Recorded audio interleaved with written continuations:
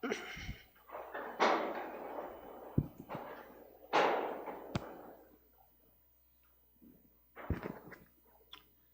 sinal da Santa Cruz, livrai-nos Deus nosso Senhor dos nossos inimigos. Em nome do Pai, do Filho e do Espírito Santo. Amém. Meu Senhor e meu Deus, creio firmemente que estás aqui, que me vês, que me ouves. Adoro-te com profunda reverência. Peço-te perdão dos meus pecados e graça para fazer com fruto este tempo de oração. Minha Mãe Imaculada, São José, meu Pai e Senhor, meu anjo da guarda, intercedei por mim.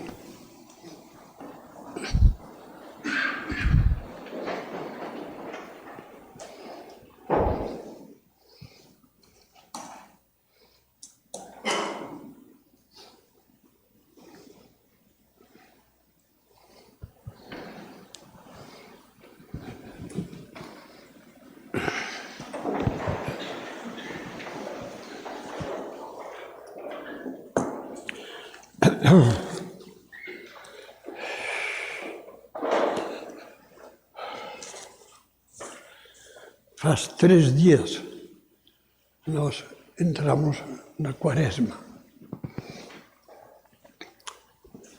Esse tempo santo, sagrado, desde faz mais de 2000 anos para os cristãos.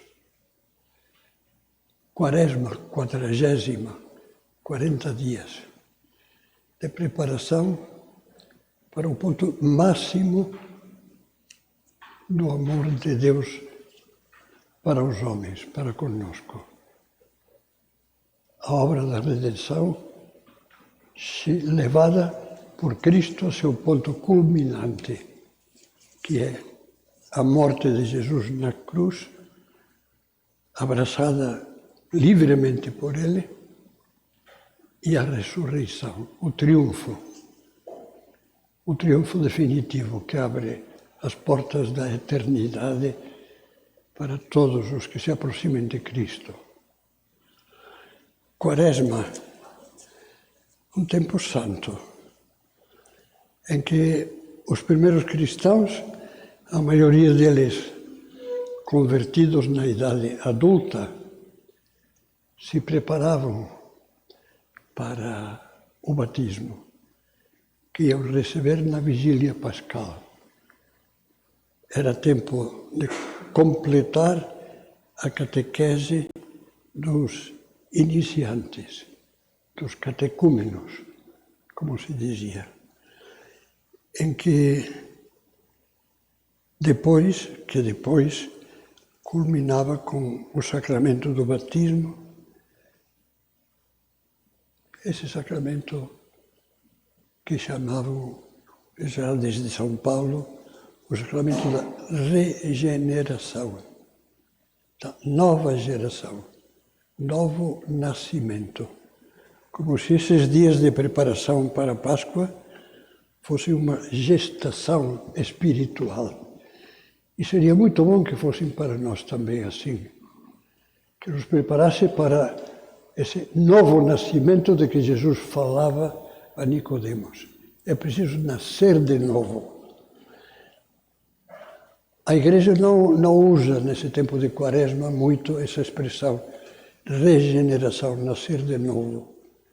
Mas sim usa muito a palavra conversão, mudança, virada. Conversão, até na nossa linguagem comum, significa você ia numa direção, vira, pega outra. Será que nós vamos conseguir fazer isso nessa Quaresma?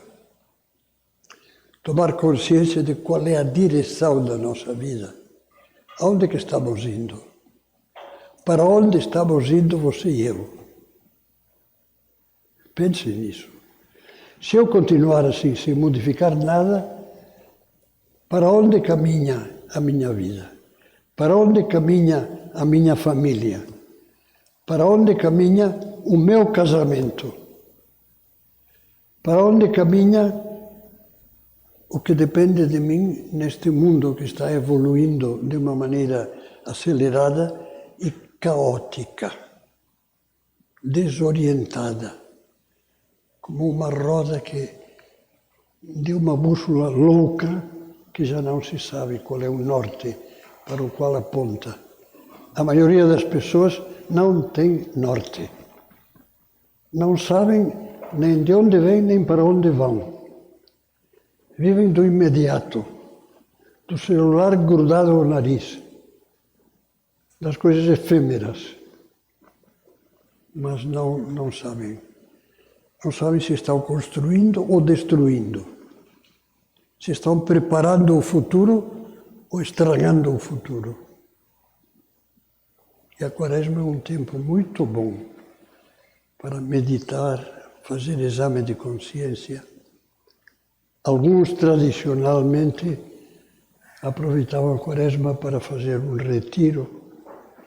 Não vai ser possível que todo mundo faça, lógico, mas pelo menos na sua vida particular, na sua vida individual, em casa, cada um de nós pode fazer da Quaresma um retiro, intensificando as leituras espirituais, intensificando o balanço da vida. A confissão prévia à Páscoa, às vezes é um formalismo. A preparação para o preceito pascal pode ser mecânica ou pode ser profunda. Você pode dizer, olha, eu não preciso. Não é como aquela pessoa que se converteu agora recentemente e vai fazer antes da Páscoa a sua primeira confissão. Que tem, graças a Deus, tem pessoas. Talvez aqui haja alguma nessa circunstância. Mas a maioria dos que estamos aqui não estamos nessa situação de mergulho pela primeira vez na fé católica, da fé cristã. Talvez, inclusive pela misericórdia de Deus, não tenhamos consciência de faltas graves que nos obriguem a confessar antes de comungar. Mas todos nós somos caminhantes e podemos estar seguindo um caminho ruim. Caminho ruim é o caminho que se desvia do rumo, que não aponta para Deus, que não se dirige a Deus, que muitas vezes é simplesmente um caminho louco da pessoa que dá voltas a si mesmo. O que eu quero, o que eu gosto, o que agora já me cansou, esse trabalho agora já não dá, agora vou... E muda, e borboleteia. E tudo gira à volta dele até que fica enjoado e vai cair no chão, sem ter chegado a parte nenhuma. Diz, não, eu não cometo pecados graves. Mas você não avança, mas você não tem rumo certo. Mas você sabe aonde vai. Deus sabe aonde quer que você vá, e eu. Deus quer que nós vamos para Ele. Porque nos criou para si, para que depois de uma vida neste mundo, nesta terra, uma peregrinação nesta terra, chegamos ao céu. Outro dia uma pessoa me falava, embora é um pouco brutal, no fundo, o que ele dizia, e acho que tem razão, em muitos casos. Padre, nesses últimos 50 anos, nos roubaram o céu. Porque nem nas escolas, nem nas igrejas se fala do céu. Do destino verdadeiro do ser humano. O encontro com Deus por toda a eternidade. Uns dão por assente que todo mundo vai se salvar. Não se sabe de onde tiraram isso. Porque não é o que diz o Evangelho. Não é. Outros porque não ligam, porque acham, sei lá, nos roubaram o céu. Pelo menos não sejamos desses ladrões. Não roubem o céu aos seus filhos. Não roubem o céu aos seus amigos. Tudo bem, basta amor ao próximo e pronto. Um amor ao próximo meio genérico, meio político. Não. Jesus fala muito claramente de qual é o caminho que devemos seguir. Negue-se a si mesmo, negue o seu egoísmo, voltaremos a este tema, tome a sua cruz e siga-me.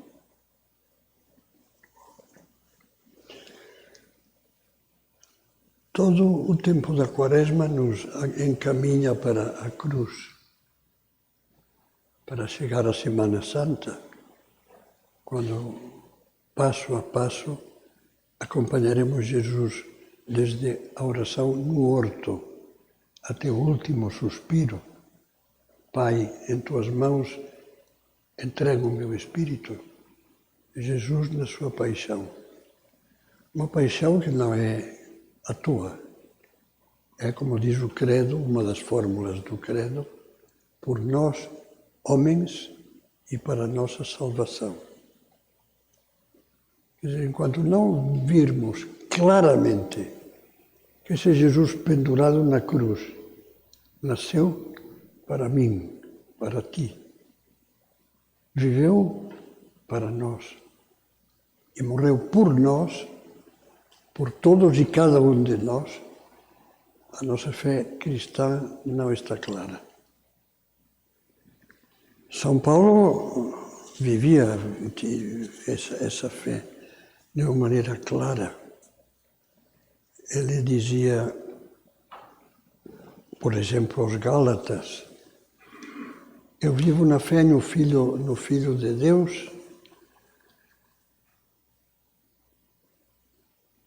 A minha vida presente na carne, eu a vivo na fé no Filho de Deus que me amou e se entregou por mim. Nesse tempo de Quaresma, quando nos aproximamos do mistério da cruz, é preciso que vejamos as coisas com esse realismo claro e que vejamos não como um espectador. Seria uma tristeza. Alguém está dando a vida por ti e você fica como um espectador, olha, não me interessa ou me interessa. Você vai meditar sobre a paixão nestes dias? Já tem algum texto bom para meditar sobre a paixão? Eu recomendo o livro de São José Maria, Via Sacra. Mas tem outros muito bons, escritos por santos. São momentos para a gente entrar e dizer tudo isso, como diz São Paulo, me amou. Não amou a humanidade genérica. Essa humanidade tão fácil de amar, porque não exige nada. Nós defendemos a humanidade, nós defendemos a justiça social, nós defendemos a libertação. Tudo bem. E fica em casa tranquilamente com suas manias, suas comodidades e sua estupidez.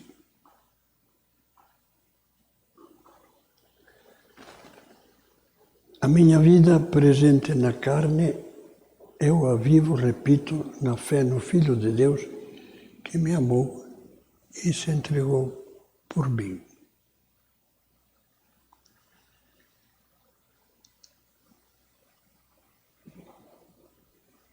A cruz tem dois braços. Por um lado, é a cruz passiva, que é a principal. A cruz passiva é a dor, o sacrifício que nós não procuramos, nem desejamos, mas inevitavelmente vem em qualquer vida. É aquela cruz que Deus nos envia. ou permite que nos atinja, e Ele sabe por quê. A cruz passiva. A cruz passiva sempre, quase sempre, leva a Deus, como dizia o escritor, ao banco dos réus. Por que Deus permite isso? Leva ao protesto, ao escândalo. Porque Deus permite esse sofrimento dos inocentes. Porque Deus permitiu que acontecesse isso com um filho meu. Porque Deus permite que isso aconteça comigo. E Deus é levado ao banco dos réus e acusado. Se você é pai, por que é tão inconsequente? Por que faz com que o sofrimento nos ataque tanto? Às vezes muito. Por quê? Você não poderia evitar isso? E então, a resposta, que já faz muitos anos, a mim me deu uma luz muito grande, é lembrar um episódio da Bíblia que aparentemente não tem nada a ver com o que estamos dizendo. Mas vamos ver agora. Esse episódio é o episódio da sarça ardente. Está descrito no livro do Êxodo, quando fala de Moisés, que liderou o Êxodo, a saída do povo de Deus da escravidão do Egito e a caminhada de 40 anos até a Terra Prometida, símbolo da vida humana. A caminhada até o céu. E Moisés, que teve que sair do Egito num momento de perseguição, não vale a pena gastar tempo falando por quê. Saiu do Egito, foi à terra de Madian. Lá casou-se com uma filha de um sacerdote de Madian e teve 2 filhos. E estava, conta o livro do Êxodo, em certa ocasião, apacentando o rebanho de ovelhas do seu sogro, Jetró, e conduziu o rebanho até os pés do monte Horebe, que os judeus chamariam sempre o Santo Monte de Deus. É o Sinai, é outro nome do Monte Sinai. E aos pés do Monte Sinai, onde Deus deu os 10 mandamentos a Moisés, aos pés do Sinai, viu uma coisa que o desconcertou completamente. Um espinheiro, uma sarça, estava ardendo, mas não se consumia. Era um fogo aceso que chamava a atenção, mas que não destruía nada. Aproximou-se de lá e do fogo da sarça ardente saiu a voz de Deus: Moisés, Moisés, tira as sandálias dos pés, descalça-te, porque a terra que estás pisando é terra santa. E era a voz de Deus que lhe dizia: é o momento de adorar a Deus. Há certas coisas que só se podem olhar adorando, com veneração, reconhecendo a supremacia de Deus, que está milhões de vezes acima do nosso entendimento. E Moisés se descalçou, se prostrou diante de Deus, e Deus lhe comunicou, através daquela voz da sarça ardente, lhe comunicou a missão que desde toda a eternidade Ele, Deus, tinha escolhido para Moisés. Você dirigirá o meu povo até a terra prometida a Abraão, e aos seus sucessores, Isaac e Jacó. A Terra Santa. Eu acho que todos nós temos 3 sarças ardentes que é preciso encarar descalçando-nos, não pisando firme e dizendo, não, porque eu entendo, eu acho absurdo, eu acho... Não, calma. Inclinando a cabeça, descalçando os pés, adorando Deus. As nossas 3 sarças ardentes, eu já deixei isso escrito num livro, agora já perdi a vergonha de recomendar os meus livros. Já o faço descaradissimamente. Esse é um livro que agora na sua 3ª edição, acho que é 4ª, perdão, se chama A Sabedoria da Cruz, e que recomendo mesmo. E nesse livro já coloco essa imagem. As 3 sarças ardentes nossas, diante das quais, em vez de fazer raciocínios e não, porque eu não, acho absurdo, não acho, não, inclina a cabeça, adora a Deus. São a dor, o amor e a morte. 3 coisas em que o mistério pertence a Deus. Por que a dor? Só Deus nos pode dar uma resposta. E muitas vezes não nos dará uma resposta explícita. Por isso, como se fosse o autor de um livro de autoajuda, Deus. Deus não é o autor de um livro de autoajuda. Deus é o autor do amor e da verdade, que é diferente da autoajuda. E a dor. Você sabe quem é Lewis, o autor de um livro famoso que vale a pena, que se chama Mero Cristianismo. E também um autor literário conhecido das Crônicas de Nárnia e outros livros literários. Bom, Lewis era um solteirão, se não me engano, em Cambridge ou Oxford, não sei, numa dessas 2 grandes universidades.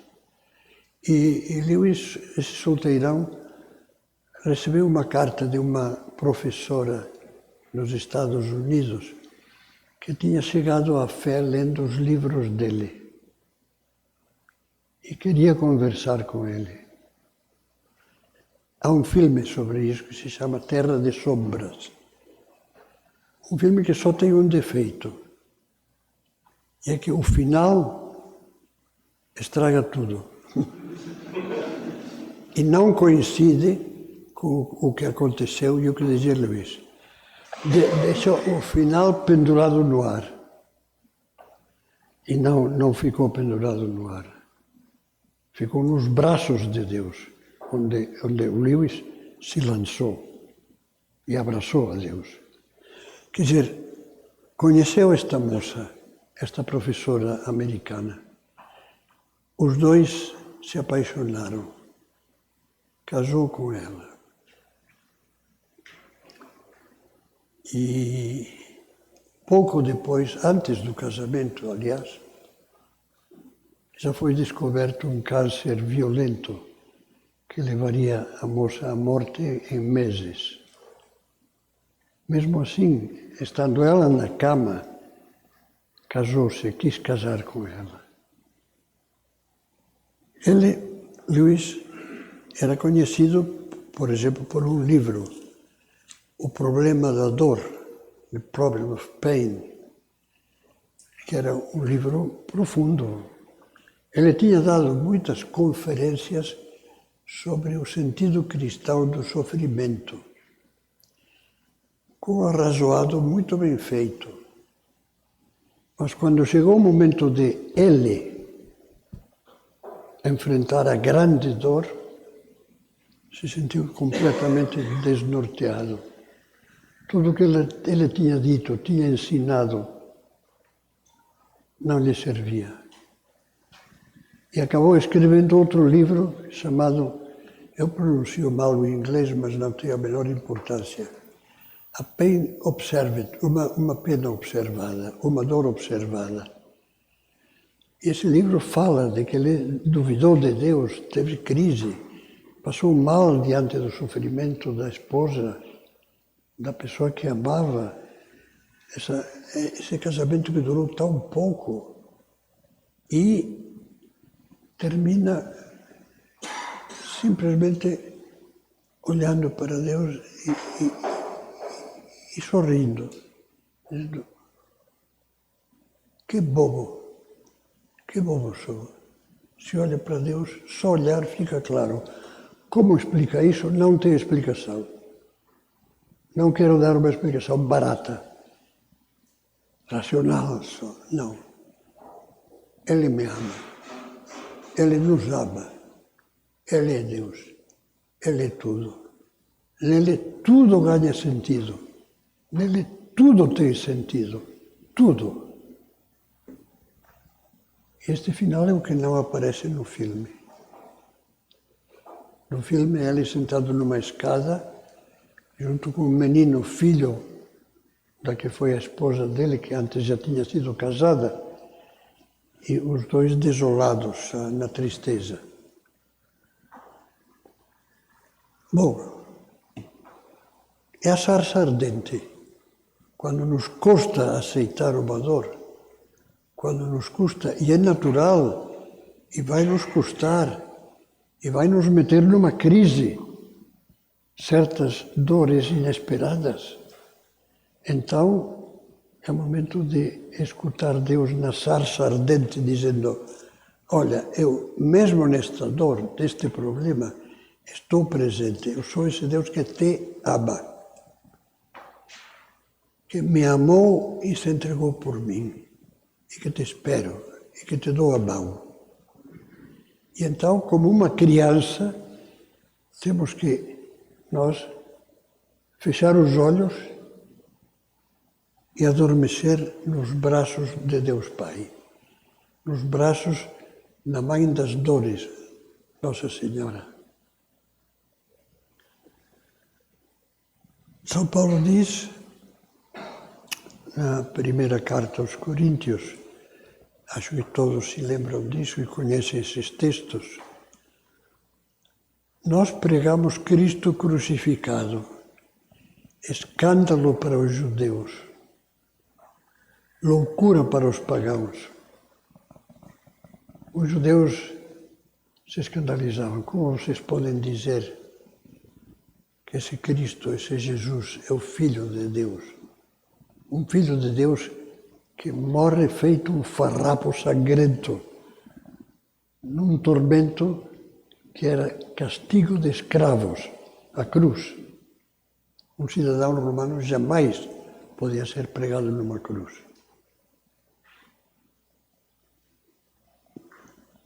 E São Paulo diz: escândalo para os judeus e loucura para os pagãos.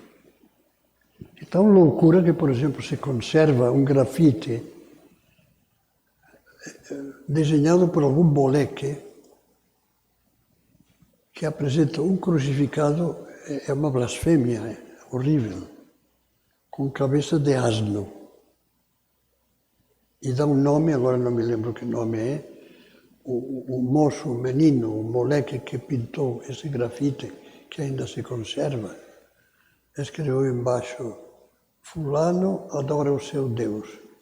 Seu Deus é um asno crucificado, um homem com cabeça de burro crucificado. Um insulto. Para o pagão era loucura. E no mundo pagão atual é loucura. O mundo pagão atual só entenderá uma religião, um cristianismo, que lhe diga: vamos fugir da dor o mais possível. Também não é que o cristianismo diz: vamos mergulhar na dor o mais possível. De jeito nenhum. Tudo que possa ser feito para evitar dores evitáveis, vale a pena fazer, porque nos deixa mais livres e tranquilos para nos ocupar dos deveres que Deus nos pede. Mas, se Deus permite a dor, e a dor forte, física ou moral que às vezes dói bem mais que a física, uma traição conjugal, um desgosto monumental com um filho, horrível. Se Deus permite a dor, Ele está perto de nós. Jesus sofreu só com a companhia da mãe, Stabat Mater, estava de pé a mãe dolorosa, Iuxta Crucem, junto da cruz,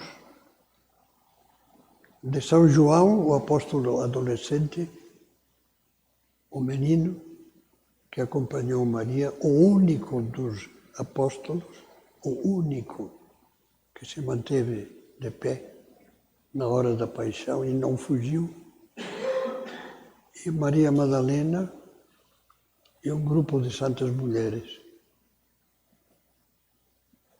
E Jesus não teve o consolo de ver que todos aqueles por quem tinha dado a vida, por quem tinha feito milagres, onde que estavam aqueles que alimentaram 5.000, que alimentou com os pães e os peixes no milagre da multiplicação? Onde estavam todos aqueles? Eu não digo que estivessem naquela multidão que clamava: fora, fora, fora Cristo, crucifica-o, crucifica-o. Não este não, Barrabás, o homem que tinha feito uma sedição no tumulto e assassinado, cometido um homicídio, matado um homem. Não, esse não. Não esse Jesus, mas Barrabás. Você não está sentindo um mundo atual que grita isso? Não está berrando isto o mundo atual? Não esse. Barrabás, o canalha. Esse não, o canalha sim. Bom, pois isso dá o que pensar. Vamos estar junto de Nossa Senhora. Há uma ejaculatória muito bonita, inspirada num cântico litúrgico que pede a Nossa Senhora: fac, vou dizer em latim, não tem problema, porque é curta. Fac me tecum semper stare iuxta crucem Iesu. Minha mãe, faz com que eu esteja sempre de pé, junto de ti, ao pé da cruz de Jesus. E é bom que digamos: Senhor, eu quero aproveitar, especialmente nessa quaresma, sem revolta, sem reclamações, sem gemer, sem protestar, sem fazer recair nos outros o que a mim me faz sofrer. Quero aceitar a cruz que tu me mandares e faz com que eu esteja, Senhora minha mãe, que esteja sempre contigo junto da cruz de Jesus.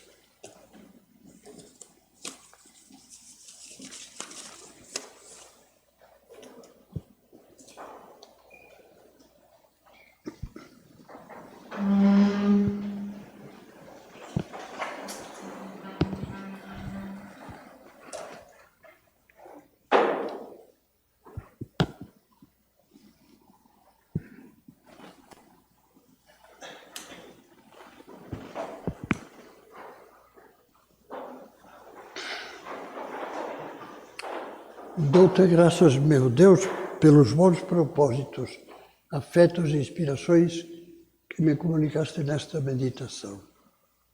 Peço-te ajuda para os pôr em prática. Minha Mãe Imaculada, São José, meu Pai e Senhor, meu anjo da guarda, intercedei por mim.